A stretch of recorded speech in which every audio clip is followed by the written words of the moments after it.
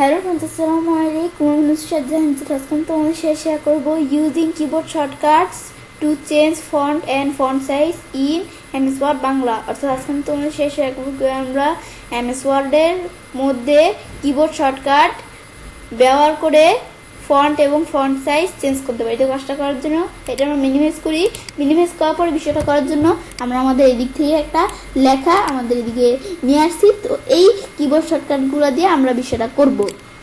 এখন আমরা আমাদের এখানে এই লেখাটুকু দ্বারা সিলেক্ট করব। তোমরা তোমাদের যে লেখার মধ্যে করতে চাও সেটা সিলেক্ট করলে হবে। হওয়ার পরে এখন আমাদের কন্ট্রোল ডি, তাহলে আমাদের কি আমাদের কন্ট্রোল ডি চাপ দিতে হবে।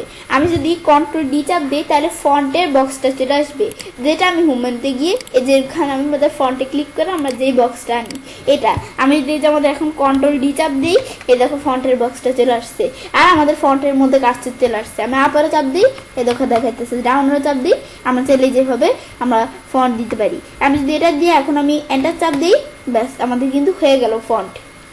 এটা হচ্ছে এই বিষয়টা।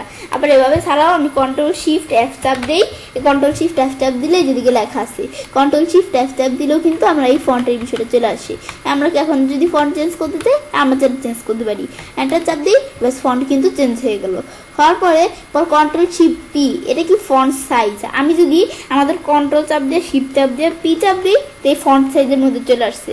এই যে আমাদের এখন কিন্তু আগে কিন্তু আমাদের এই ফন্টের এদিকে কাজটা ছিল, এখন ফন্ট সাইজের এদিকে কাজটা চলে আসছে। আমরা ডাউনের চাপ দিই, এই ফন্টের সাইজ আমরা কতটুকু দিব আমরা তাহলে এই দেখো ফন্টের সাইজ কমাইতে বাড়াইতে পারি। ব্যাস এখন আমি এন্টার চাপ দিই কিবোর্ড থেকে, ব্যাস ফন্টের সাইজ কিন্তু বেড়ে গেল। এটা হচ্ছে এই বিষয়টা।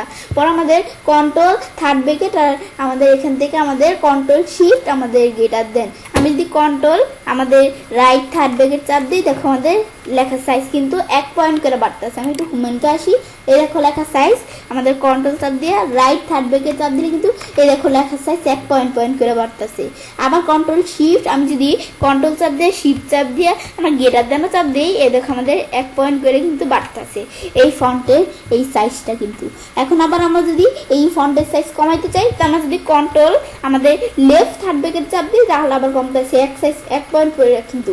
এই যে আমরা একটু ফন্টের দিকে লক্ষ্য করলেই আমরা একটু ফন্টের দিকে লক্ষ্য করলেই দেখবো 1 পয়েন্ট করে এই দেখো আমাদের কমতেছে। আর আমি যদি কন্ট্রোল আমাদের রাইট থার্ড ব্রেকেট চাপ দিই তো 1 পয়েন্ট করে বাড়বে। আর আমি যদি কন্ট্রোল শিফট স্মলার দেন চাপ দিই, কন্ট্রোল শিফট স্মলার দেন চাপ দিলে তবুও কিন্তু কমতেছে। কিন্তু আবার আমি যদি কন্ট্রোল শিফট বলছি আমাদের গেটার দেন চাপ দিলে আমাদের বিষয়টা বাড়ে। ব্যাস এই বিষয়গুলো আমরা করতে পারি। এইভাবে আমি চাইলে এই বিষয়গুলো করতে পারি।